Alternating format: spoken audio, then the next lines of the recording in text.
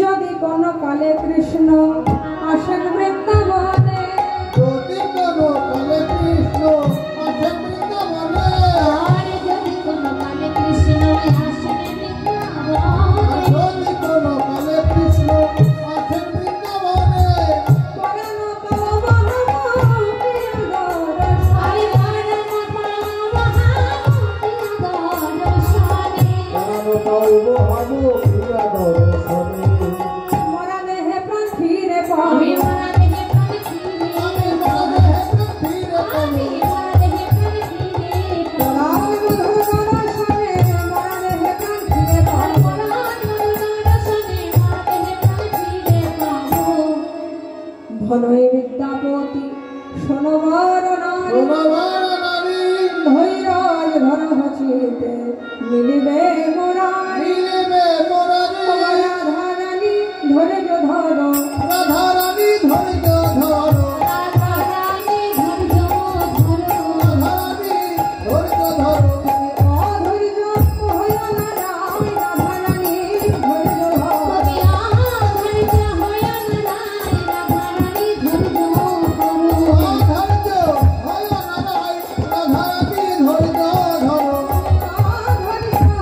না রায়, রাধারানী ধৈর্য ধর। রাধে বিনোদিনী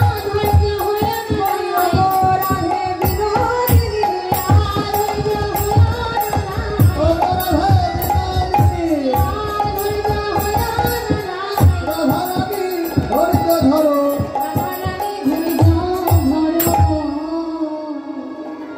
এইভাবে সখীদের সঙ্গে কৃষ্ণ কথা কইতে কইতে রাধারানী আজ দশম দশায় বিরচিত হয়ে পড়েছে। কহিত এক হিতে ধ্বনি,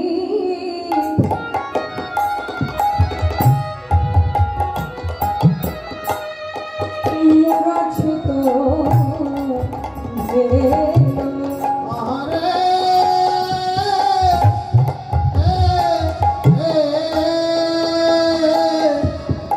ও কহিতে তো ভিতে ঘরে আর মুরথিত হেলো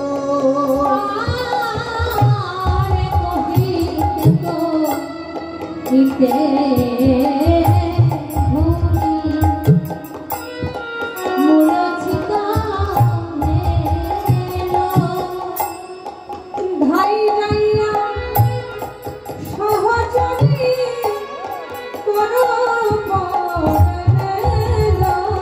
ভাই যাইয়া সহচরী করো বরেল।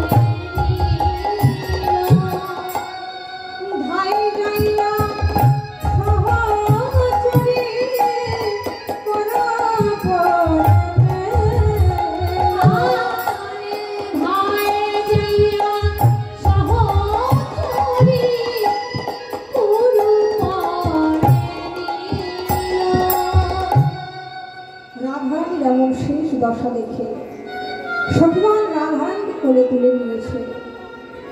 কোলে তুলে নিয়ে আজ পরীক্ষা করছে যে রাধারানীর এমন শেষ দশা, রাধারানীকে বাঁচানোর একমাত্র উপায় যদি কানে কৃষ্ণ নাম দেওয়া হয় তবে সে চৈতন্য শক্তি ফিরে পাবে।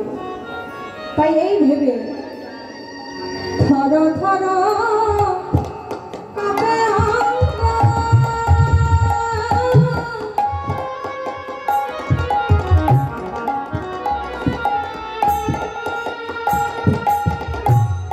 হীন মহেশা,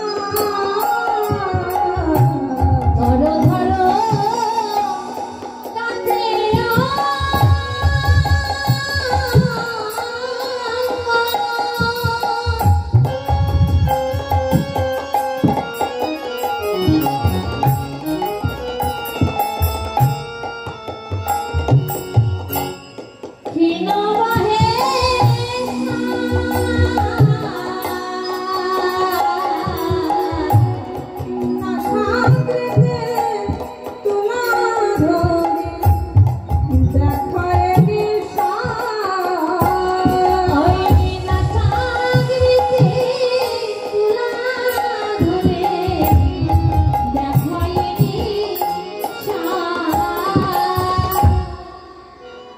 রাধারানী এমন শেষ দশা দেখে সখীগণ রাধারানী নাকের সামনে তুলো ধরে পরীক্ষা করে দেখছেন তুলোটা নড়ছে কিনা।